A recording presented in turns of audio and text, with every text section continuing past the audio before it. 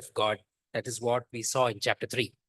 മൂന്നാം അധ്യായത്തിൽ നാം കണ്ടതുപോലെ ഈ പഠനം അത് നമ്മെ തന്നെ ന്യായം വിധിക്കുവാൻ സാധ്യതയുള്ളതായിരിക്കുന്ന ഒരു പഠനമാണ്. അതുകൊണ്ട് നമ്മൾ എല്ലാവരും വളരെ പ്രാർത്ഥനയോടെ ആയിരിക്കണം. എന്നെയും നിങ്ങൾ പ്രാർത്ഥന ഓർക്കും എന്ന് വിചാരിക്കുന്നു.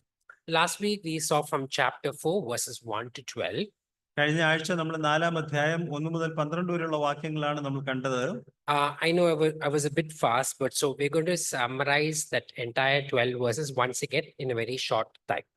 കഴിഞ്ഞ ആഴ്ച നമ്മൾ വളരെ വേഗമായിരുന്നു പഠിച്ചു പോയത്. അതുകൊണ്ട് ഇന്ന് ദൈവം അനുവദിച്ചാൽ നമ്മൾ ഒരു പ്രാവശ്യം കൂടെ അത് ഒന്ന് റിവൈസ് ചെയ്യണം എന്ന് ആഗ്രഹിക്കുക.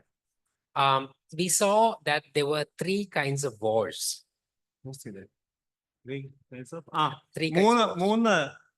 മൂന്ന് പോരാട്ടമാണ് നാം അഭിമുഖീകരിച്ചുകൊണ്ടിരിക്കുന്നത്. The war within us or inside of us. നമ്മിൽ തന്നെ ഉള്ളതായിരിക്കുന്ന പോരാട്ടം. The war that is above us. നമുക്ക് വെളിയിലുള്ളതായിരിക്കുന്ന പോരാട്ടം. And the war that is among us. അതുപോലെ നാം തമ്മിലുള്ളതായിരിക്കുന്ന പോരാട്ടം. Verses 1 to 3 is where it talks about that is a war that is inside of us. 4-ാം അധ്യായത്തിന് 1 മുതൽ 3 വരെയുള്ള വാക്യങ്ങളിൽ നമ്മുടെ ഉള്ളിലുള്ളതായിരിക്കുന്ന പോരാട്ടത്തെ കുറിച്ചാണ് നാം അവിടെ കാണുന്നത്. I'm not very good in pictorial representing it, but I've tried to make an effort to show what is happening in these 3 verses. ഈ 3 വാക്യങ്ങൾ എന്താണ് സംഭവിച്ചത് എന്ന് ഞാൻ ഇവിടെ നിങ്ങളെ കാണിക്കാനായിട്ട് ആഗ്രഹിക്കുകയാണ്. When chapter 4 starts, we saw that chapter 3 ends and talks about how you need to have heavenly wisdom and not earthly wisdom. നമ്മൾ 3-ാം അധ്യായത്തിൽ സ്വർഗീയ ജ്ഞാനം എങ്ങനെയാണ് ആവശ്യമായിരിക്കുന്നത്, ലോകജ്ഞാനം അല്ല എന്ന് കാണുവാനിടയായി. And as chapter 4 starts, it says that you have wars and fights within you. 4-ാം അധ്യായം തുടങ്ങുന്നതിന് നിങ്ങൾ ഷണ്ഠയും കലഹവും ഉണ്ട് എന്ന് പറഞ്ഞുകൊണ്ടാണ്. And there is wars and fights within you. നമ്മുടെ ഉള്ളിൽ ഈ ഷണ്ഠയും കലഹവും ഉണ്ട്. The word that was used is in your members, in your flesh.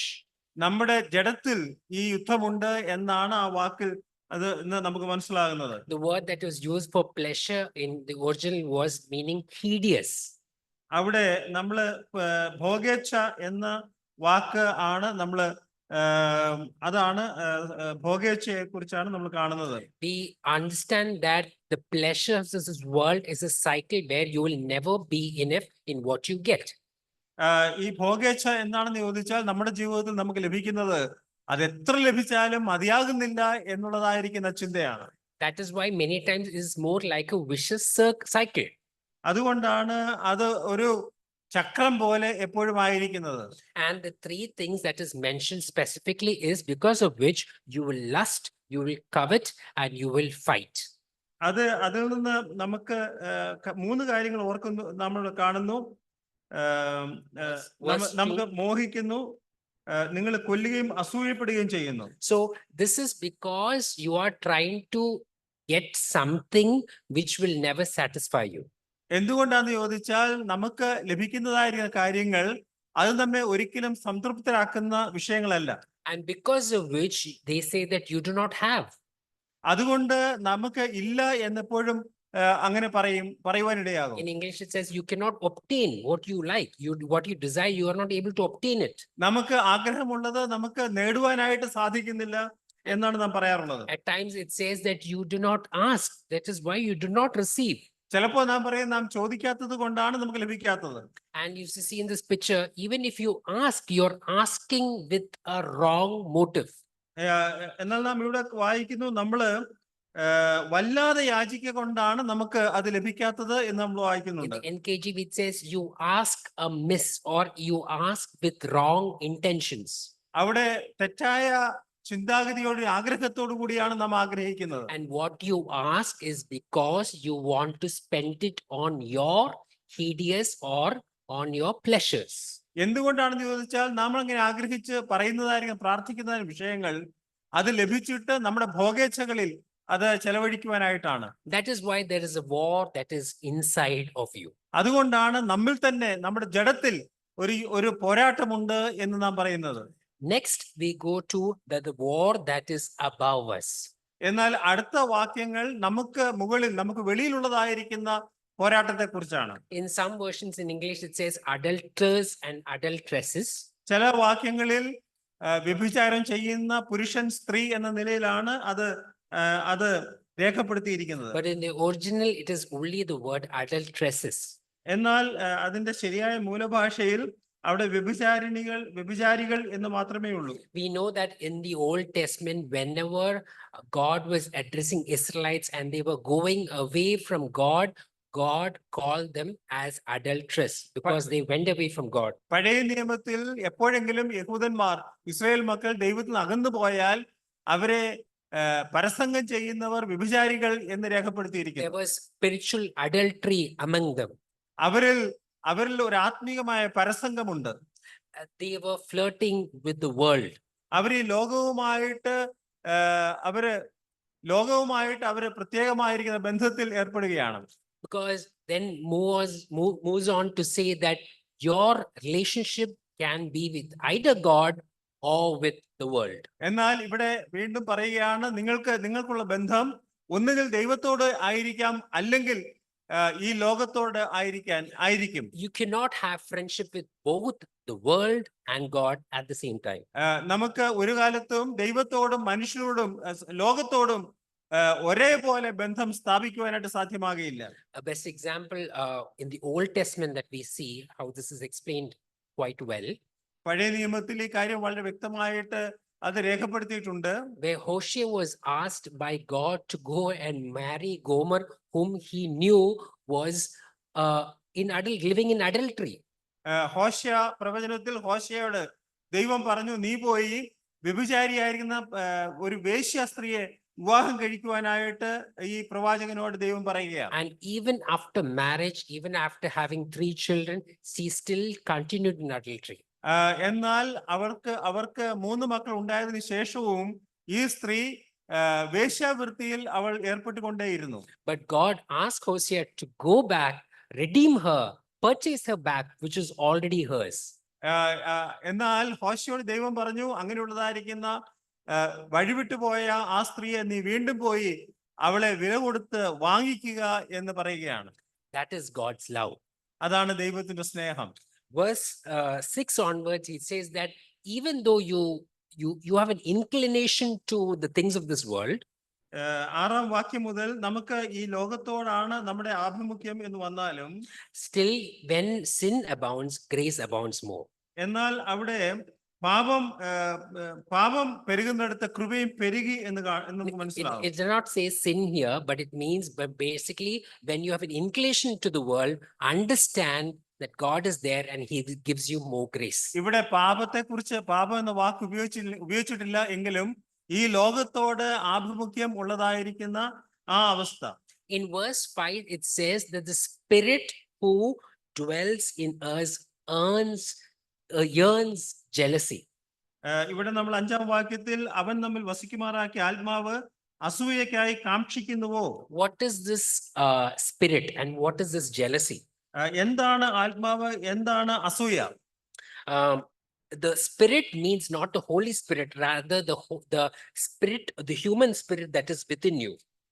ഇവിടെ പരിശുദ്ധാത്മാവിനെ കുറിച്ചല്ല, മനുഷ്യൽ അധിവസിക്കുന്നതായിരിക്കുന്ന മനുഷ്യാത്മാവിനെ കുറിച്ചാണ് ഇവിടെ രേഖപ്പെടുത്തിയിരിക്കുന്നത്.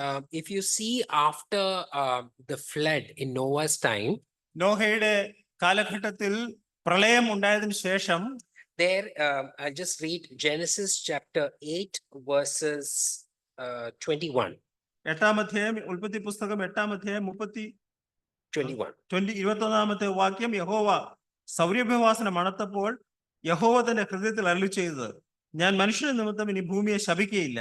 മനുഷ്യന്റെ മനോനിരൂപണം ബാല്യം മുതൽ ദോഷമുള്ളതാകുന്നു. ഞാൻ ചെയ്തതുപോലെ സകല ജീവികളെയും ഇനി നശിപ്പിക്കയില്ല. So God says in his heart that I know the imagination of the man's heart is evil. അവിടെ യഹോവയെ ദൈവം പറയുകയാണ്, തന്റെ ഹൃദയത്തിൽ അവൻ പറയുകയാണ്, മനുഷ്യന്റെ മനോനിരൂപണം അത് ദോഷമുള്ളതാണ്. So the spirit of man always earns toward the things of this world. മനുഷ്യനുള്ളതായിരിക്കുന്ന മനുഷ്യാത്മാവ് അത് ഈ ലോകത്തിന്റെ ആഗ്രഹങ്ങൾക്ക് ഭോഗേച്ഛയ്ക്കായിട്ട് എപ്പോഴും ആഗ്രഹിക്കുന്നതാണ്. If you see the verses further down, resist is used for 2 kinds of people. അവിടെ എതിർത്ത് നിൽക്കുക എന്ന ആ പദപ്രയോഗം രണ്ട് തരത്തിലുള്ള വ്യക്തികളെ കുറിച്ചാണ് ഇവിടെ യാക്കോബിന്റെ ലേഖനത്തിൽ രേഖപ്പെടുത്തിയിരിക്കുന്നത്. First, God says that he will resist the proud. അവിടെ Verse 6. 6-ാമത്തെ വാക്യത്തിൽ ദൈവം നിഗളികളോട് എതിർത്ത് നിൽക്കുന്നു. And then verse 7, we read that you need to resist the devil. എന്നാൽ 7-ാം വാക്യത്തിൽ നാം പിശാചിനോട് എതിർത്ത് നിൽക്കണം. One of the most, I would say, if you have a degree of sin, one thing that God hates the most is someone who's prideful, who is proud on his own efforts. അവിടെ ദൈവം ഏറ്റവും കൂടുതൽ വെറുക്കുന്നതായിരിക്കുന്ന ഒരു പാപം നമ്മിലുള്ളതായിരിക്കുന്ന നിഗളമാണ്. നാം വലിയവനാണ് എന്നുള്ളതായിരിക്കുന്ന ചിന്ത. That is exactly what Satan did. അതാണ് സാത്താനും ചെയ്തത്. And exactly as God says that you need to humble yourself, you should resist. God resists the proud. നാം നമ്മെ തന്നെ താഴ്ത്തണം. ദൈവ നിഗളികളോട് എതിർത്ത് നിൽക്കുന്നു. Further down, the verses goes on to say that what you need to do, you need to submit to God. പിന്നീട് താഴെ 7-ാം വാക്യം മുതൽ നാം ദൈവത്തിന് നമ്മെ തന്നെ വിധേയപ്പെടുത്തണം, കീഴടങ്ങണം. Submit and resist.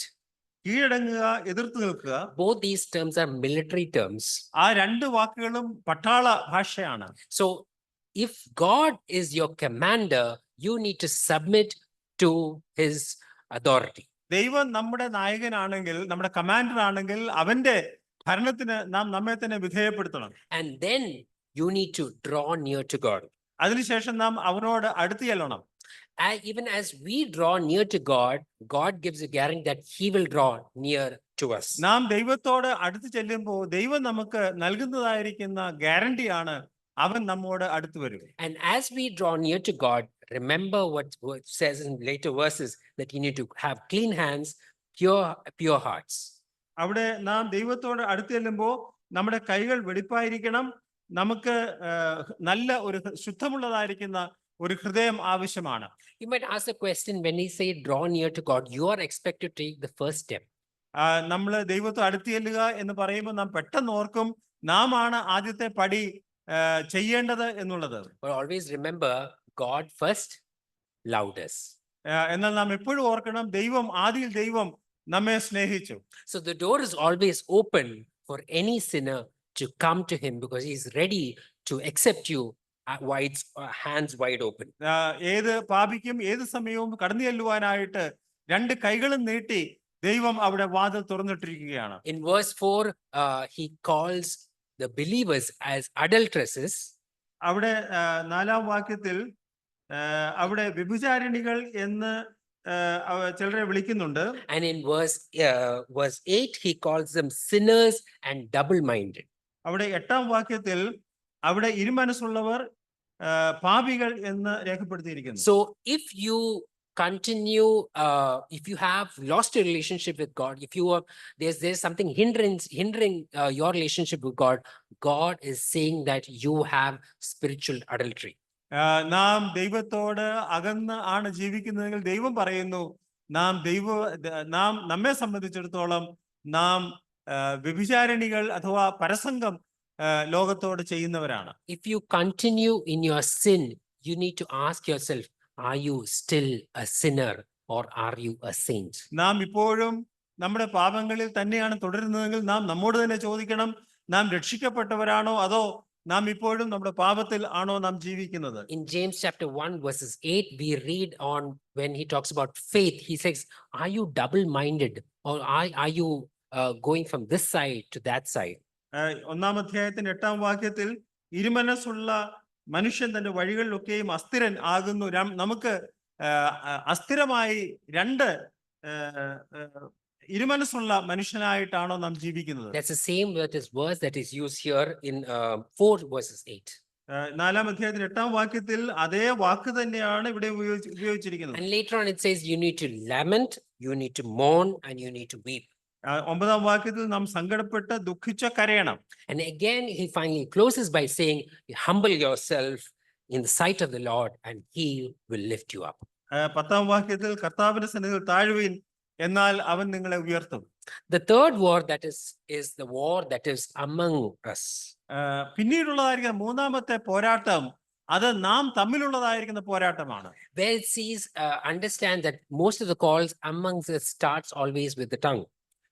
അവിടെ നാം തമ്മിലുള്ള പോരാട്ടം എപ്പോഴും ആരംഭിക്കുന്നത് നമ്മുടെ നാവ് ശരിയല്ലാത്തത് കൊണ്ടാണ്. So here he addresses not as adulterers. He doesn't say address them as sinners or double-minded. Here he addresses them as brethren. അവിടെ എന്നാൽ ഒരു പ്രത്യേകത, ഇതിനു മുമ്പുള്ള വാക്യങ്ങളിലൊക്കെ അവിടെ വ്യഭിചാരിണി, ശത്രുക്കൾ എന്നൊക്കെ പറയുന്നു എങ്കിലും ഇവിടെ സഹോദരന്മാരെ എന്ന് അഭിസംബോധന ചെയ്തുകൊണ്ടാണ് ഈ വാക്യങ്ങൾ ആരംഭിക്കുന്നത്. But he says that if you speak evil of your brother, you are judging your brother, but you are not the judge, because God is the ultimate judge. നാം ഒരു സഹോദരനെതിരെ എന്തെങ്കിലും പറഞ്ഞാൽ വാസ്തവത്തിൽ നാം ആ സഹോദരനെ വിധിക്കുകയാണ്. എന്നാൽ യഥാർത്ഥത്തിൽ വിധിക്കുവാൻ അവകാശപ്പെട്ടത് അവൻ ദൈവം മാത്രമാണ്. Not only that you are trying to be a judge, you are not the doer of the law. നാം ഒരു ന്യായാധിപതിയായിട്ട് നാം ആയിരിക്കുന്നു എങ്കിൽ നാം ന്യായപ്രമാണം അനുഷ്ഠിക്കുന്നവരല്ല. We see that again, the same terminology, the doer of the law, we see in chapter 1, the last part. ഒന്നാം അധ്യായത്തിന്റെ അവസാന ഭാഗത്ത് നാം കാണുന്നതായിരിക്കുന്ന അതേ വാക്ക് തന്നെയാണ് ന്യായപ്രമാണത്തെ അനുഷ്ഠിക്കുന്നവൻ എന്ന വാക്ക് നമുക്ക് കാണുവാനായിട്ട് സാധിക്കുന്നത്. So God is the law giver and we need to be law abiders. ദൈവമാണ് ന്യായപ്രമാണം നൽകുന്നത്. അതുകൊണ്ട് ആ ന്യായപ്രമാണം അനുസരിക്കുവാനുള്ളതായിരിക്കും ചുമതല നമുക്കുണ്ട്. So we should not speak evil to our brothers, because that offends God, and God is the only one who can judge നാം others. യാതൊരു കാരണവശാലും വേറൊരു സഹോദരനെ ദുഷിക്കരുത്. നമുക്ക് അവനെ വിധിക്കുവാനുള്ളതായിരിക്കുന്ന അവകാശമില്ല. അത് ദൈവത്തിന് മാത്രം അവകാശപ്പെട്ടതാണ്. I hope it is slightly more clear than last time. കഴിഞ്ഞ പ്രാവശ്യത്തേക്കാൾ അല്പം കൂടെ ആ കാര്യം മനസ്സിലാക്കുവാൻ കഴിഞ്ഞു എന്ന് ഞാൻ വിചാരിക്കുകയാണ്. Today we'll be going from chapter 4 verses 13 all the way to chapter 5 verse 6. First we will read from chapter 4 verse 13 to verse 17. നമുക്ക് 4-ാം അധ്യായത്തിന്റെ 13 മുതൽ 17 വരെയുള്ള വാക്യങ്ങൾ വായിക്കാം. ഇന്നോ നാളെയോ ഞങ്ങൾ ഇന്ന പട്ടണത്തിൽ പോയി അവിടെ ഒരാണ്ട് കഴിച്ച് വ്യാപാരം ചെയ്ത് ലാഭം ഉണ്ടാക്കും എന്ന് പറയുന്നവരെ കേൾപ്പീൻ. നാളത്തേത് നിങ്ങൾ അറിയുന്നില്ലല്ലോ. നിങ്ങളുടെ ജീവൻ എങ്ങനെയുള്ളത്? അല്പനേരത്തേക്ക് കാണുന്നതും പിന്നെ മറഞ്ഞു പോകുന്നതുമായ ആവിയല്ലോ. കർത്താവിന് ഇഷ്ടമുണ്ടെങ്കിൽ ഞങ്ങൾ ജീവിച്ചിരുന്ന് ഇന്നത് ചെയ്യും എന്നല്ലയോ പറയേണ്ടത്? നിങ്ങളോ വമ്പു പറഞ്ഞ് പ്രശംസിക്കുന്നു. ഈ വക പ്രശംസ എല്ലാം ദോഷം ആകുന്നു. നന്മ ചെയ്യുവാൻ അറിഞ്ഞിട്ടും ചെയ്യാത്തവന് അത് പാപം തന്നെ. The Jews are one of the most wealthiest and probably one of the best kinds of people who knows to do business and make money. വ്യാപാരം ചെയ്ത് നല്ല കാശ് ഉണ്ടാക്കുവാനായിട്ട് ഏറ്റവും അറിയാവുന്ന ഒരുപക്ഷെ ലോകത്തിലെ ഏറ്റവും അതിന് പ്രഗത്ഭന്മാരായിരിക്കുന്ന ആൾക്കാരായിരിക്കണം യഹൂദന്മാർ.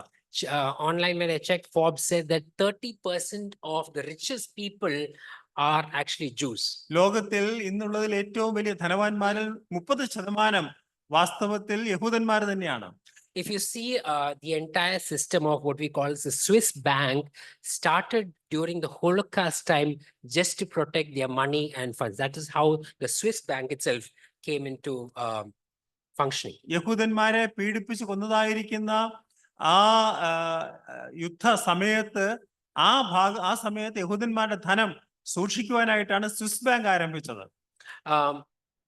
What is it relevant to here? What is James addressing? Whom is he addressing it here? ഇവിടെ എന്താണ് പ്രധാനമായിട്ട് ആരോടാണ് ഇവിടെ യാക്കോബ് പറയുവാനായിട്ട് ശ്രമിക്കുന്നത്? Here he is addressing the wealthy generally and those who are into trading.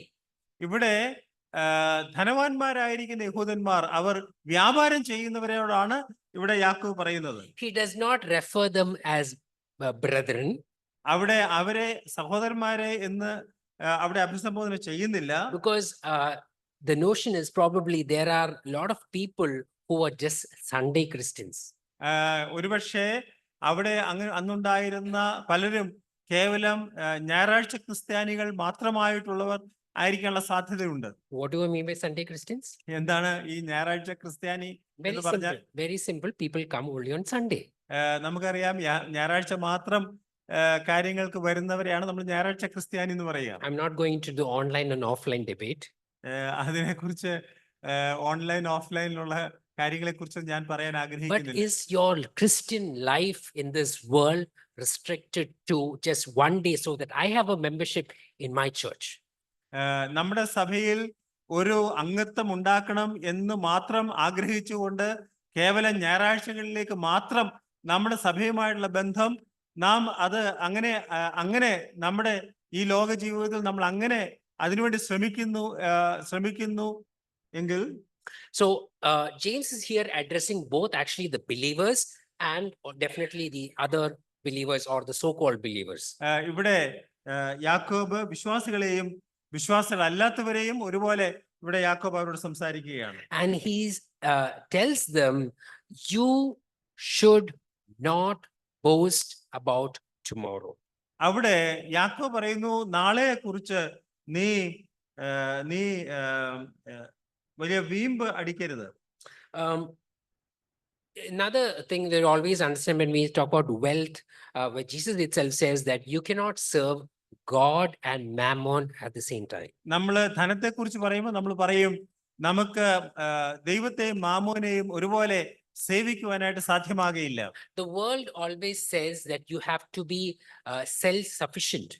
ലോകം എപ്പോഴും പറയും നാം സ്വയ പ്രാപ്തി ഉള്ളവരായിരിക്കേണ്ടതാണ്. You should be able to stand on your own feet.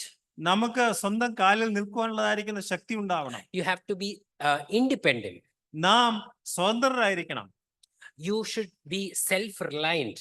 നാം നമ്മിൽ തന്നെ നമുക്ക് ആവശ്യത്തിന് നാം മറ്റുള്ളവരെ ആശ്രയിക്കാതെ ജീവിക്കുവാൻ കഴിവുള്ളവരായിരിക്കണം. So once you go and achieve what you achieve in this world, then you become boastful.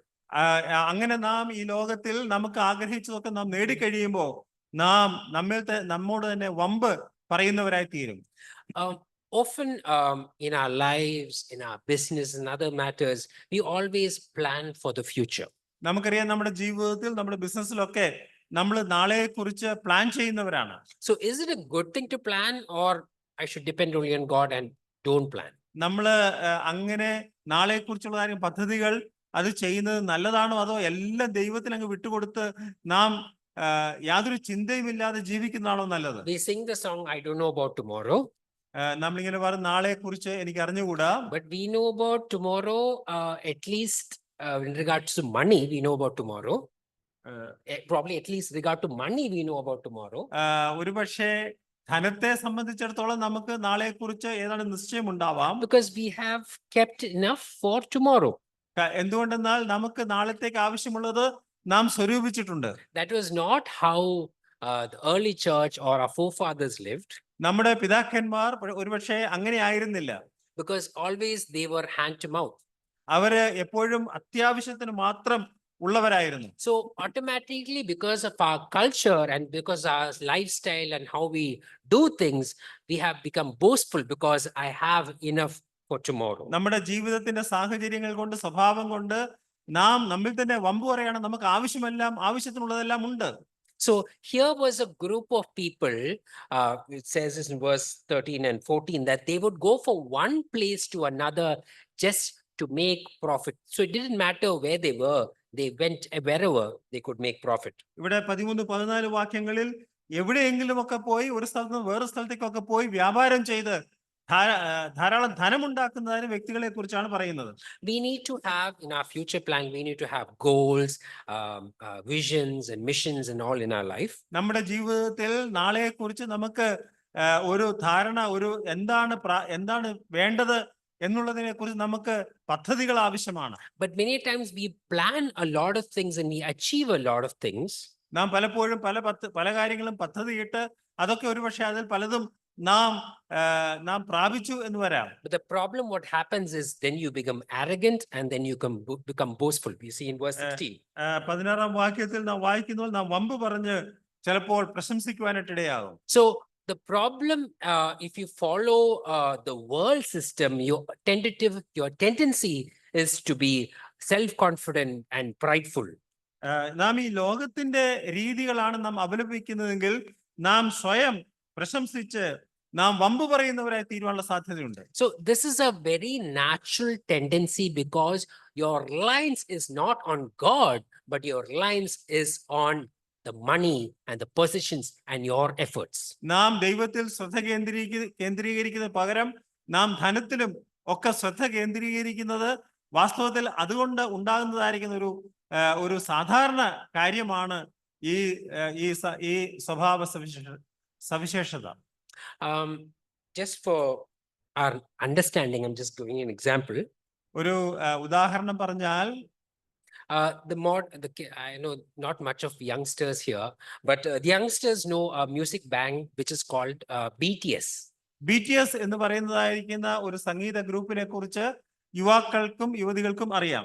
If I ask the elderly people, I don't know. we're not very sure. Even I've not heard songs of BTS, but I know there's a band called BTS. Yeah.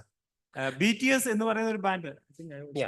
Yeah, just heard the name. Probably we don't remember. If I see a person from BTS, I probably not recollect. Yeah. But what if I tell Gotling, uncle, do you know Michael Jackson? Michael ജാക്സനെ അറിയാമോ എന്ന് ചോദിച്ചാൽ, they would say definitely. Yes, I remember, because he's very famous character. വളരെ പ്രശസ്തനായിരിക്കുന്ന വ്യക്തി ആയതുകൊണ്ട് അറിയാം എന്ന് പറയും. But I ask Kriba, do you know Michael Jackson? കൃപയോട് ചോദിച്ചാൽ she would not know. ഒരുപക്ഷെ അറിയാം എന്ന് വരികയില്ല. So someone who was very famous in our good times and uncle's golden times, the next generation does not even know who this person is. ഒരുപക്ഷെ നമ്മുടെ പഴയ കാലത്ത് വളരെ പ്രശസ്തരായിരിക്കുന്ന ആൾക്കാരെ പഴയ തലമുറകൾക്ക് അല്ലെങ്കിൽ ഇന്ന് പ്രായമായ തലമുറകൾക്ക് അറിയാം. പക്ഷേ അവരെ ഇന്നത്തെ പുതിയ കുഞ്ഞുങ്ങൾക്ക് ഒരുപക്ഷെ അവരെ അറിഞ്ഞു എന്ന് വരികയില്ല. So what James is saying here, it's just like a vapor. You don't know tomorrow where you're going to be. ഇവിടെ യാക്കോബ് പറയുന്നത് അത് കേവലം ആവി പോലെയുള്ളൂ, നാളെ അവരെ കുറിച്ച് ഒന്നും അറിഞ്ഞുകൂടാ. Just a little time, it vanishes away. ഒരു അല്പനേരത്തേക്ക് കാണുന്നതും പിന്നെ മറഞ്ഞു പോകുന്നതുമായിരിക്കുന്ന ആവി. So what James is saying here is don't brag about yourself and don't, because you don't know about tomorrow. നാം നമ്മിൽ തന്നെ പ്രശംസിക്കരുത്, കാര്യം നാളെ എന്ത് സംഭവിക്കും എന്ന് നമുക്ക് അറിഞ്ഞുകൂടാ. So what should be our outlook? അതുകൊണ്ട് നമ്മുടെ ചിന്താഗതി എന്തായിരിക്കേണ്ടതാണ്? Because I know that I do not know about tomorrow. എനിക്ക് നാളെ എന്ത് സംഭവിക്കും എന്ന് അറിഞ്ഞുകൂടാ. I don't know when I will die. ഞാൻ എപ്പോൾ ഈ ഭൂമിയിൽ നിന്ന് മാറ്റപ്പെടും എന്ന് അറിഞ്ഞുകൂടാ. We often forget to see things from a heavenly perspective. We always tend to see things from a earthly perspective. നാം പലപ്പോഴും സ്വർഗത്തിന്റെ വീക്ഷണത്തിൽ നിന്ന് നോക്കാതെ ഈ ഭൂമിയുടെ വീക്ഷണത്തിൽ നിന്നുകൊണ്ടാണ് കാര്യങ്ങളെ ഗ്രഹിക്കുവാനായിട്ട് ശ്രമിക്കുന്നത്. But God always in our life expects us to see things from his perspective. എന്നാൽ ദൈവം ഇപ്പോഴും തന്റെ വീക്ഷണത്തിലൂടെ നാം കാര്യങ്ങളെ കാണണം എന്ന് ആഗ്രഹിക്കുകയാണ്. In that context, what says in verse 15 is like this. ആ അർത്ഥത്തിൽ ആ ചിന്തയിൽ 15-ാം വാക്യത്തിൽ എന്താണ് പറയുന്നത്? But if you planned, always say that if the Lord wills, we shall live and do this and do that. നാം നമ്മുടെ പദ്ധതികൾ ആവിഷ്കരിക്കുമ്പോൾ നാം ഇങ്ങനെ പറയണം, കർത്താവിന് ഇഷ്ടമുണ്ടെങ്കിൽ ഞങ്ങൾ ജീവിച്ചിരുന്ന് ഇന്നത് ചെയ്യും. Do we really mean when we pray, if you will, if it is your will, let it be? നാം പ്രാർത്ഥിക്കുമ്പോൾ ദൈവമേ നിന്റെ ഇഷ്ടമാണെങ്കിൽ അങ്ങനെ സംഭവിക്കണമേ എന്ന് നാം പ്രാർത്ഥിക്കാറുണ്ടോ? We know in the Garden of Gethsemane, Jesus prayed that thrice. ഗത്സമന തോട്ടത്തിൽ നമ്മുടെ കർത്താവ് 3 പ്രാവശ്യം പ്രാർത്ഥിച്ചു. But when we pray, do we pray in that manner? അവിടെ ദൈവം കർത്താവ് അങ്ങനെയാണോ പ്രാർത്ഥിച്ചത്? But do we actually pray in the same manner? നാം ആ നിലയിലാണോ നാം പ്രാർത്ഥിക്കാറുള്ളത്? But or is it that we pray that we say that this is what I want, I hope that you will approve what I ask for? ഒരുപക്ഷെ അതോ എനിക്ക് ഇന്നതാണ് വേണ്ടത്, ദൈവമേ നീ അത് അനുവദിച്ചു തരും എന്ന അർത്ഥത്തിലാണോ നാം പ്രാർത്ഥിക്കേണ്ടത്? Always seek God's will in our life, because that is the best place and place to be. നാം എപ്പോഴും ദൈവത്തിന്റെ ഹിതം അത് നാം അന്വേഷിക്കുന്ന കാര്യം അതാണ് ഏറ്റവും ഉത്തമമായിട്ടുള്ളത്. Verse 16 again says that don't be arrogant, don't be boastful, because that is evil. അവിടെ 16-ാം വാക്യത്തിൽ വമ്പ് പറയരുത്, പ്രശംസിക്കരുത്, അതെല്ലാം ദോഷമാകുന്നു. what is said in the previous verses is humbleness, and what is later on said is being boastful, which is just the opposite. ഇതിന് മുമ്പുള്ള വാക്യങ്ങളിൽ നാം നമ്മെ തന്നെ താഴ്ത്തുന്നതിനെ കുറിച്ചാണ് പറയുന്നതെങ്കിൽ ഇവിടെ പ്രശംസിക്കുക എന്നുള്ള വിഷയത്തെ കുറിച്ചാണ് പറയുന്നത്. Verse 17. 17-ാം വാക്യം, നന്മ ചെയ്യുവാൻ അറിഞ്ഞിട്ടും ചെയ്യാത്തവന് അത് പാപം തന്നെ. There are generally two kinds of sin. സാധാരണഗതിയിൽ രണ്ട് തരത്തിലുള്ളതായിരിക്കുന്ന പാപങ്ങളുണ്ട്. The sins that we commit, നാം ചെയ്യുന്നതായിരിക്കുന്ന പാപങ്ങൾ, that is called as a sin of commission. അതാണ് ചെയ്ത പാപം എന്ന് നമുക്ക് പറയാൻ കഴിയുന്നത്. When I steal, when I say lies, when I do something bad, I know it is intentional. That is my sin of commission. നാം ഒരുപക്ഷെ മോഷ്ടിക്കുക അല്ലെ എന്തെങ്കിലും ഒരു തെറ്റ് നാം യഥാർത്ഥത്തിൽ ചെയ്തു കഴിയുമ്പോൾ അതിനെയാണ് നാം പ്രവർത്തിച്ചതായിരിക്കുന്ന പാപം എന്ന് പറയുന്നത്. But what is said in verse 17 is not the sins of commission, but rather the sins of omission. എന്നാൽ 17-ാം വാക്യത്തിൽ അവിടെ എന്തെങ്കിലും ചെയ്ത കർമ്മം കൊണ്ടുള്ളതായിരിക്കുന്ന പാപത്തെ കുറിച്ചല്ല, അവിടെ ചെയ്യാൻ ആവശ്യമുണ്ടായിരുന്നിട്ടും ചെയ്യാതിരിക്കുന്നതായിരിക്കുന്ന ആ അവസ്ഥയാണ് പാപം എന്ന് പറയുന്നത്. Always understand God's standard as a lawgiver. Sin is not always by the things that you do, but also by the things that you don't do. ദൈവം ന്യായകർത്താവ് അഥവാ ന്യായപ്രമാണം നൽകുന്നവൻ എന്ന നിലയിൽ പാപത്തെ കാണുന്നത് എപ്പോഴും നാം ചെയ്യുന്ന പാപങ്ങളെ മാത്രമല്ല, നാം ചെയ്യാതെ നാം വിട്ടുകളയുന്നതായിരിക്കുന്ന ദൈവം ചെയ്യണം എന്ന് ആവശ്യപ്പെട്ടിട്ടും ചെയ്യാതെ വിട്ടുകളയുന്നതായിരിക്കുന്ന വിഷയങ്ങളും അതും പാപം ആയിട്ട് ദൈവം കരുതുന്നു. If I don't do good to my brother, the Indian law will not penalize you. ഞാൻ എൻ്റെ സഹോദരന് ഞാൻ അവന് നന്മ ചെയ്തില്ലെങ്കിൽ ഇന്ത്യൻ ശിക്ഷാ നിയമത്തിൽ എനിക്ക് യാതൊരു ശിക്ഷയുമില്ല. But God's standard, his law says that if you know to do good and you do not do that, you have committed sin, which is called the sin of omission. എന്നാൽ ദൈവത്തിന്റെ ന്യായപ്രമാണത്തിൽ നന്മ ചെയ്യുവാൻ അറിഞ്ഞിട്ടും ചെയ്യാത്തവന് അത് ചെയ്യാതെ തന്നെ നാം വിട്ടുകളഞ്ഞതായിരിക്കുന്ന വിഷയം എന്ന നിലയിൽ പാപമാണ്. We know the story of the Good Samaritan.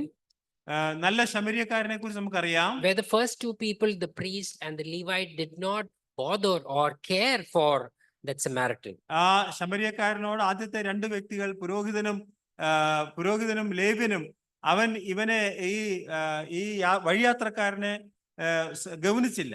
So that was a good example of a sin of omission. അത് വാസ്തവത്തിൽ വിട്ടുകളയുന്നതായിരിക്കുന്ന ഒമിറ്റ് ചെയ്തതായിരിക്കുന്ന ഒരു പാപത്തിന് നല്ലൊരു ഉദാഹരണമാണ്. If you read 1 John, you can read that portion. 1 John chapter 3 verse 17 and 18. 1 യോഹന്നാൻ 3-ാം അധ്യായത്തിന്റെ 17-18 വാക്യങ്ങളിൽ, എന്നാൽ ഈ ലോകത്തിലെ വസ്തുവകയുള്ളവൻ ആരെങ്കിലും തന്റെ സഹോദരൻ മുട്ടുള്ളത് കണ്ടിട്ട് അവനോട് മനസ്സലിവ് കാണിക്കാഞ്ഞാൽ ദൈവത്തിന്റെ സ്നേഹം അവനിൽ എങ്ങനെ വസിക്കും? കുഞ്ഞുങ്ങളെ നാം വാക്കിനാലും നാവിനാലും അല്ല, പ്രവൃത്തിയിലും സത്യത്തിലും തന്നെ സ്നേഹിക്കുക. So if you find a brother in need, it is your responsibility to help him, to support him, because he's part of your family. നമ്മുടെ ഏതെങ്കിലും ഒരു സഹോദരന് എന്തെങ്കിലും ഒരു ആവശ്യമുണ്ട്, മുട്ടുണ്ട് എന്ന് നമ്മൾ മനസ്സിലാക്കിയാൽ നമ്മുടെ ചുമതലയാണ് അവനെ സഹായിക്കുക എന്നുള്ളത്. So it's something that we often do, but do we do it always? നാം പലപ്പോഴും അങ്ങനെ ചെയ്യുന്നുണ്ടാവാം, പക്ഷേ എപ്പോഴും അങ്ങനെ ചെയ്യുന്നുണ്ടോ?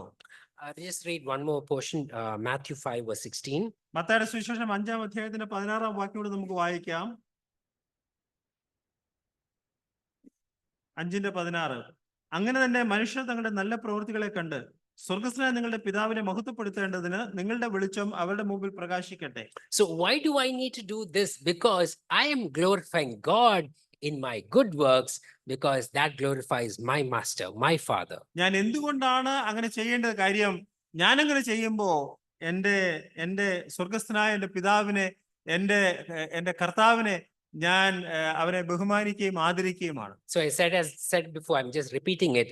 The law of the world punishes you sin for the sin of commission, but not the sin of omission. നാം മുമ്പേ ഓർത്തതുപോലെ ഈ ലോകത്തിലെ നിയമം അത് നാം ചെയ്തതിന് മാത്രമേ നമ്മെ കുറ്റം വിധിക്കുകയുള്ളൂ. പക്ഷേ നാം ചെയ്യുവാൻ ആവശ്യമുണ്ടായിട്ടും ചെയ്യാതിരുന്ന വിഷയങ്ങൾക്ക് ഈ ലോകത്തിലെ നിയമം നമ്മെ കുറ്റം വിധിക്കുകയില്ല. Why is that so? അതെന്തുകൊണ്ടാണ്? Because God looks at the heart.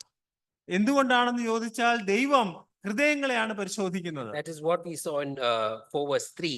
He looks at your motives. He looks at your intentions when no one else sees, but God sees that.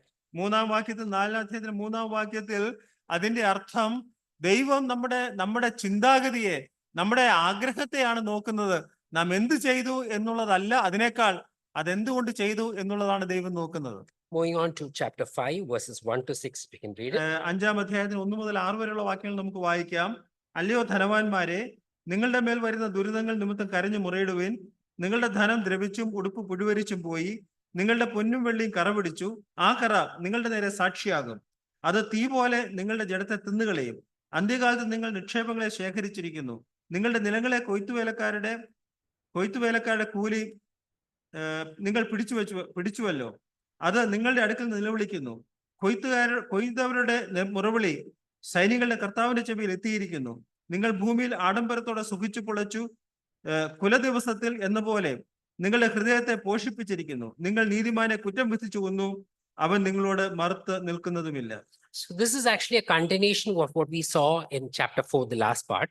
4-ാം അധ്യായത്തിന്റെ അവസാന വാക്യത്തിൽ നമ്മൾ കണ്ടതിന്റെ ഒരു തുടർച്ചയായിട്ടാണ് 5-ാം അധ്യായത്തിൽ നാം Where കാണുന്നത്. he is here again addressing the rich. അവിടെ വീണ്ടും ധനവാന്മാരെയാണ് ഇവിടെ അഭിസംബോധന ചെയ്യുന്നത്. In 4 verse 13, he says, come now. 13-ാം വാക്യത്തിൽ Verse 13 beginning says, ഇന്നോ നാളെയോ, come now. He's calling them. അവരോട് അടുത്തു വരുവിൻ അല്ലെങ്കിൽ ഇപ്പോൾ തിരിച്ചു വരുവിൻ എന്ന് പറയുകയാണ്. In chapter 5 verse 1 also, he says the same word, come now. അവിടെ 5-ാം വാക്യത്തിലും നിങ്ങൾ തിരിച്ചു വരിക എന്ന് പറയുകയാണ്. So he's calling them back because he knows they've fallen, they have gone behind the riches of this world. എന്തുകൊണ്ടാണെന്ന് ചോദിച്ചാൽ അവർ വീണുപോയി, ഈ ലോകത്തിന്റെ ധനത്തിൽ അവർ വീണുപോയത് കൊണ്ടാണ്. And he's saying them to weep and to howl. അവിടെ കരഞ്ഞ് മുറയിടുക എന്ന് പറയുകയാണ്. We read in chapter 4 also, he talks about lamenting and mourning and weeping. അവിടെ 4-ാം അധ്യായത്തിലും അവിടെ കരഞ്ഞ് ദുഃഖിക്കുന്നതായിരിക്കുന്ന വിഷയത്തെക്കുറിച്ച് നമ്മൾ വായിക്കുന്നുണ്ട്. But in 5 verses 1, he's just more than mourning and weeping. He says howling. 5-ാം വാക്യത്തിൽ കരയുക എന്നുള്ളതിനേക്കാൾ, ദുഃഖിക്കുക എന്നതിനേക്കാൾ മുറയിടുക എന്ന് വായിക്കുന്നു. So that is a loud cry. He is calling them, you need to come back. അവിടെ വളരെ ദുഃഖത്തോടെ കരഞ്ഞുകൊണ്ട് നീ തിരിച്ചു വരേണ്ടത് ആവശ്യമാണ് എന്ന് പറയുകയാണ്. Because he's saying that all the riches that you have earned, all of that will be corrupted and rotten. നീ ഉണ്ടാക്കിയതായിരിക്കുന്ന എല്ലാ ധനവും അത് കറ പിടിക്കുന്നതാണ്. So is it wrong to have money? ധനം സ്വരൂപിക്കുന്നത് അല്ലെ ധനമുള്ളത് തെറ്റാണോ? Is it wrong to save money? നമ്മള് ധനം അങ്ങനെ സ്വരൂപിക്കുന്നത് തെറ്റാണോ? Do we save money? നമ്മൾ അങ്ങനെയൊക്കെ സമ്പാദിക്കുന്നവരല്ലേ? We all save money. നമ്മൾ എല്ലാവരും അങ്ങനെ തന്നെയാണ്. So we have a savings account. നമുക്ക് അതുകൊണ്ട് സേവിങ്സ് അക്കൗണ്ട് ഉണ്ട്. And then we have a fixed deposit. പിന്നെ ഫിക്സ്ഡ് ഡെപ്പോസിറ്റ് ഉണ്ട്. Then we put it in this place and that place. അത് നമ്മൾ അവിടെയും ഇവിടെയൊക്കെ നമ്മൾ അങ്ങനെ ഇട്ടുവെക്കും. But what he is addressing here is people who are hoarding money. എന്നാൽ ഇവിടെ പറയുന്നത്, ഇവിടെ ധനം അത് നമ്മള് ശേഖരിച്ചു വെക്കുന്നവരെ കുറിച്ചാണ്. People who hoard and keep it to themselves, they have more than they need, but still they are hoarding and keeping it within their hands and arms. അവർക്കുള്ളത്, അവർക്ക് ആവശ്യത്തിനുള്ളത് കഴിഞ്ഞിട്ട് പിന്നെയും ശേഖരിച്ചു വെക്കുന്നവരെ കുറിച്ചാണ് ഇവിടെ രേഖപ്പെടുത്തിയിരിക്കുന്നത്. It's good to save money. നാം ആവശ്യത്തിന് സ്വരൂപിക്കുന്നത് തെറ്റല്ല.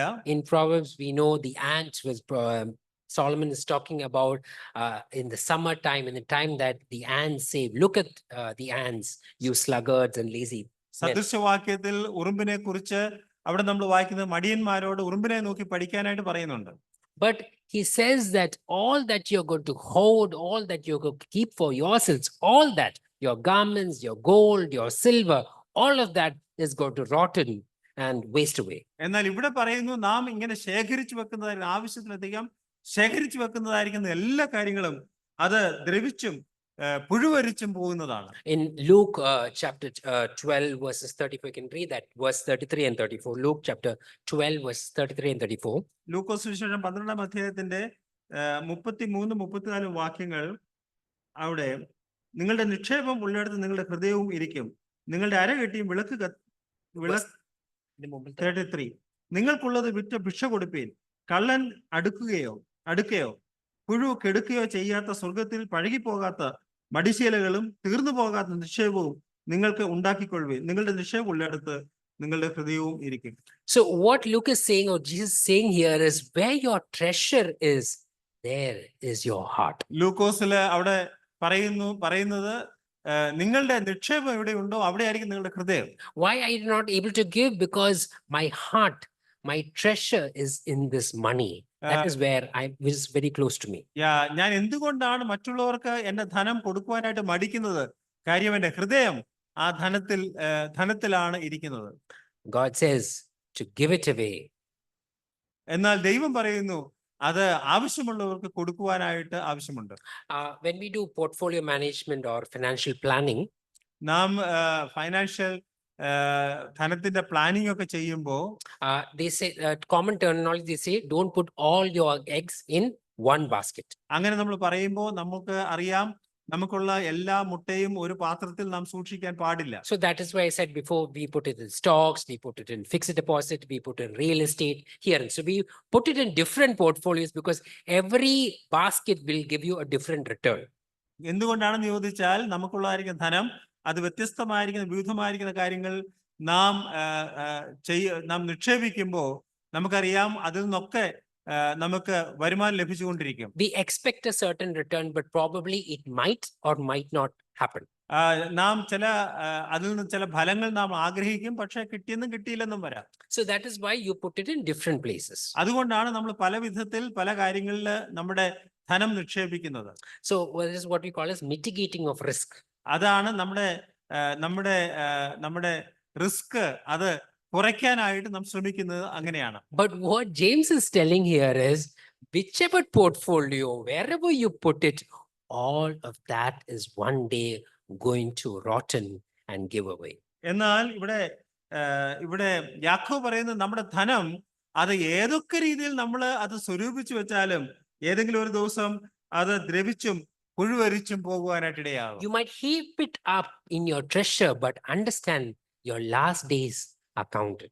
എന്നാൽ നമുക്ക് വേണമെങ്കിൽ ഇതൊക്കെ സൂക്ഷിച്ചു വെക്കാൻ കഴിയും, പക്ഷേ നമുക്ക് ഒരു അവസാന ദിവസം ഉണ്ട് എന്നുള്ളത് നാം മറന്നു പോകരുത്. Always look at people who hoard. They're never happy. നമുക്കറിയാം അങ്ങനെ ധാരാളം ധനം ശേഖരിക്കുന്നവർ അവർ ഒരിക്കലും സന്തുഷ്ടരല്ല. There are a lot of people who make money, but all those who make money might not hoard money. പലരും ധനം ഉണ്ടാക്കുന്നവരുണ്ട്, പക്ഷേ അങ്ങനെ ഉണ്ടാക്കുന്നവരെല്ലാം ആ ധനം സ്വരൂപിക്കുന്നവരല്ല. So if God has called you or given you money, God is calling you as a steward of his money. ദൈവം നമുക്ക് ധനം നൽകുന്നെങ്കിൽ അതിന്റെ ഒരു കാര്യസ്ഥനായിട്ട് ദൈവം നമ്മെ ഏൽപ്പിക്കുന്നത് മാത്രമാണ്. Always remember, money can bring happiness when you give it away. നമുക്കറിയാം ധനം അത് മറ്റുള്ളവർക്ക് പങ്കിടുമ്പോഴാണ് നമുക്ക് സന്തോഷം നൽകുന്നത്. You are just channels, not terminals of what God has given to you, because you are stewards of what God has entrusted you. ദൈവം നമുക്ക് നൽകിയതിന്റെ കാര്യവിചാരകൻ എന്ന നിലയിൽ നാം അത് നമ്മിൽ തന്നെ നിലനിർത്താതെ അത് മറ്റുള്ളവർക്ക് പങ്കിട്ടു കൊടുക്കുവാനുള്ളതായിരിക്കുന്ന മാധ്യമം ആയിരിക്കേണ്ടത് ആവശ്യമാണ്. There's a story that I read about John Wesley and Charles Wesley. John വെസ്ലിയെ കുറിച്ച് ഞാൻ കേട്ടതായിരിക്കുന്ന ഒരു സംഭവ കഥ. So during this ministry, there was a time where they had written a lot of books, and it sold a lot of books through their publication. അവര് ഒരു സമയത്ത് അവരുടെ ശുശ്രൂഷ കാലയളവിൽ അനേക പുസ്തകങ്ങൾ എഴുതി അത് വളരെയധികം വിറ്റുപോകുവാനായിട്ടിടയായി. So ultimately what happened, because of their fame and because of what they wrote, they got a lot of money through selling these books.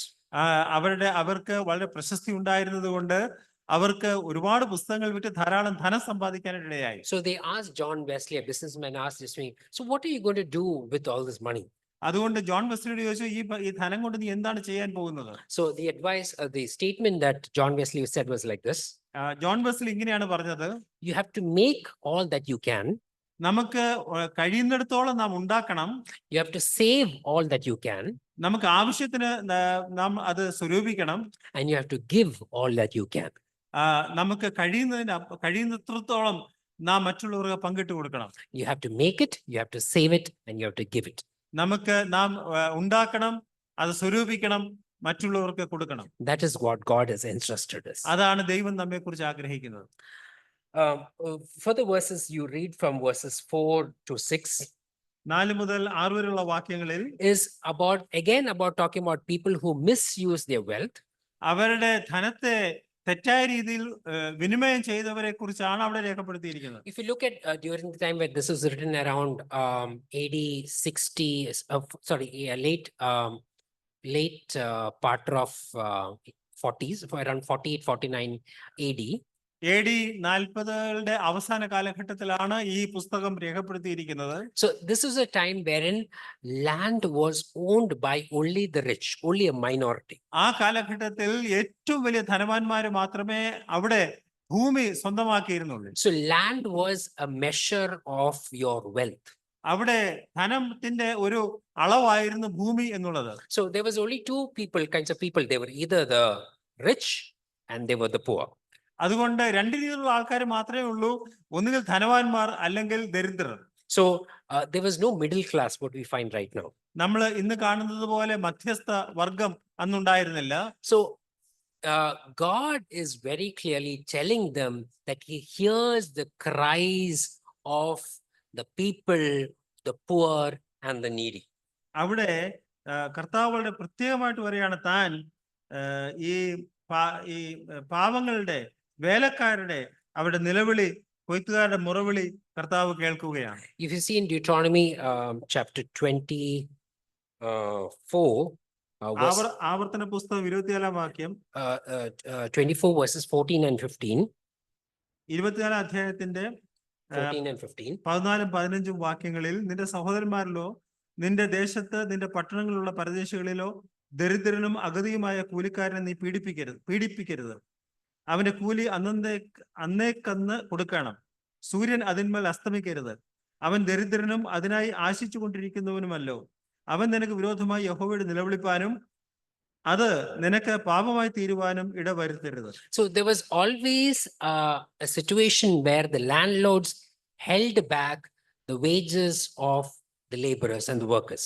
അവിടെ ആ കാലഘട്ടത്തിൽ ധനവാന്മാർ കൂലിക്കാരുടെ കൂലി പിടിച്ചു വെക്കുന്ന ഒരു രീതി ഉണ്ടായിരുന്നു. So here God says very clearly, do not hold back what is due to them. ഇവിടെ ആവർത്തന പുസ്തകത്തിൽ അങ്ങനെയുള്ളതായിരിക്കുന്ന കൂലി യാതൊരു കാരണവശാലും പിടിച്ചു വെക്കരുത് എന്ന് ദൈവം പറയുക. And James is saying that God hears the cries of these people, of the laborers. God hears their cry. എന്നാൽ യാക്കോബ് പറയുന്നു, ദൈവം അവരുടെ നിലവിളി കേൾക്കുന്നു. The terminology used for the Lord, our God, is the Lord of Sabaoth. അവിടെ ഉപയോഗിച്ചിരിക്കുന്ന വാക്ക് ശബത്തിന്റെ ദൈവം എന്നാണ്. Sabaoth is not Sabbath, but rather the Lord of hosts. അതിന്റെ അർത്ഥം സൈന്യങ്ങളുടെ യഹോവ എന്നാണ്. So God, being the commander in chief, hears the cries of the poor and needy, because what is due to them has to be given to them. അതിന്റെ അർത്ഥം താൻ ദരിദ്രന്മാരുടെ എളിയവരുടെ നിലവിളി അവൻ കേൾക്കുന്നു. ദരിദ്രന്മാർക്ക് കൊടുക്കുവാനുള്ളത് നാം കൊടുക്കേണ്ടത് ആവശ്യമാണ്. So instead of paying them what is due to them, it is being used in their pleasures and luxury. അവര് അങ്ങനെ കൊടുക്കാതെ ധനവാന്മാർ അവരുടെ ആഡംബരത്തെ സുഖിച്ച് പുളച്ച് അവർ ജീവിക്കുകയാണ്. What is luxury? എന്താണ് ആഡംബരം എന്ന് പറഞ്ഞാൽ? To me, having a 1 lakh rupee bike might be a need. ഒരുപക്ഷെ 1 ലക്ഷം രൂപ വിലയുള്ളതായിരിക്കും ബൈക്ക് എന്റെ ആവശ്യത്തിൽപ്പെട്ടതായിരിക്കാം. For another person that may be for 3 lakhs. വേറൊരാൾക്ക് ഒരുപക്ഷെ 3 ലക്ഷത്തിന്റെ ആയിരിക്കും ആവശ്യം. For another person, a car in a certain category might be a need. ഒരുപക്ഷെ വേറൊരാൾക്ക് ചില നിലയിലുള്ളതായിരിക്കുന്ന കാറായിരിക്കും ആവശ്യം. So it's something that is always subjective when we say this is a luxury and this is a need. അത് എന്തുകൊണ്ടാണെന്ന് ചോദിച്ചാൽ, ഒരുവൻ അവനുള്ളത് അത് ആഡംബരമാണോ അതോ ആവശ്യമാണോ എന്നറിയുന്നത് അവന്റെ സാഹചര്യങ്ങളുമായിട്ട് ബന്ധപ്പെട്ടാണ്. I would leave that to God and you to decide what is best that fits you. ഏതാണ് ശരി, ഏതാണ് ആഡംബരം എന്നുള്ളത് നാമും ദൈവവുമായിട്ടുള്ളതായിരിക്കുന്ന ആ ബന്ധത്തിൽ നിന്ന് നാം തീരുമാനിക്കേണ്ടതാണ്. But if you see certain versions, it says luxury and self-indulgence. അവിടെ ചില ഭാഷാന്തരത്തിൽ അവിടെ ആഡംബരം അതുപോലെ തന്നെ സുഖിച്ച് പുളയ്ക്കുക. So it's just for your selfish desires to be satisfied that you are doing this. കേവലം നമ്മുടെ സ്വന്തം സുഖത്തിനു വേണ്ടി അതിനുവേണ്ടി മാത്രമാണോ നാം ആഗ്രഹിക്കുന്നത്? Another beautiful word that is used here is fattening your hearts. അവിടെ വേറൊരു വാക്ക് ഉപയോഗിച്ച് നിങ്ങളുടെ ഹൃദയത്തെ പോഷിപ്പിച്ചിരിക്കുന്നു. We know in the Old Testament, a calf is fattened because it is ready before it is ready for slaughter. അവിടെ പഴയ നിയമ കാലഘട്ടത്തിൽ യാഗം കഴിക്കാനായിട്ട് ഒരു കാളയെ എടുക്കുമ്പോൾ അത് തടിപ്പിച്ച കാളയായിരിക്കണം എന്ന് നമ്മൾ വായിക്കുന്നുണ്ട്. So in your own hearts, are you fattening your hearts? Are you fattening yourself? But understand where your end is. നമ്മുടെ കാര്യത്തെ സംബന്ധിച്ചിടത്തോളം നാം നമ്മെ തന്നെ പോഷിപ്പിക്കുന്നവരായിട്ട് തടിപ്പിക്കുന്നവരായിട്ട് ആണോ ഇരിക്കുന്നത്? നമ്മുടെ അവസാനത്തെ കുറിച്ച് നമുക്കൊരു ഗ്രാഹ്യം ഉണ്ടാവേണ്ടത് ആവശ്യമാണ്. It's verse 6 says, you have condemned, you have murdered the just. അവിടെ 6-ാം വാക്യത്തിൽ നിങ്ങൾ നീതിമാനെ കുറ്റം വിധിച്ചു കൊന്നു. He oppresses the rich. കാര്യം Rich. He's oppressed by the rich. So the poor are oppressed by the rich. നീതിമാൻ ദരിദ്രനെ കുറ്റം വിധിച്ചു കൊല്ലുകയാണ്. Don't fatten yourselves by the things of this world. ഈ ലോകത്തിന്റെ ധനം കൊണ്ട് ഈ ലോകത്തിന്റെ കാര്യങ്ങളാൽ നാം നമ്മെ തന്നെ പോഷിപ്പിക്കുവാനായിട്ട് ഇടയാകരുത്. Just a quick application as we conclude. നാം ഇതിനെക്കുറിച്ചുള്ളതായിരിക്കുന്ന ഒരു ആപ്ലിക്കേഷൻ നിലയിൽ Who takes center stage in your life? നമ്മുടെ ജീവിതത്തിലെ കേന്ദ്ര സ്ഥാനം ആരാണ് ഏറ്റെടുക്കുന്നത്? Who steers the wheel in your life? നമ്മുടെ ജീവിതത്തിന്റെ സ്റ്റിയറിംഗ് വീൽ അത് ആരാണ് അത് നയിക്കുന്നത്? When I say that I will do this thing or that thing, is it God doing it or is it yourself leading to it? ഞാൻ ഇന്നത് ചെയ്യും എന്നൊക്കെ നമ്മൾ പറയുമ്പോൾ അത് ദൈവമാണോ നമ്മിൽ കൂടെ ചെയ്യുന്നത്, അതോ നാം സ്വയമായിട്ട് അങ്ങനെ ചെയ്യുന്നതാണോ?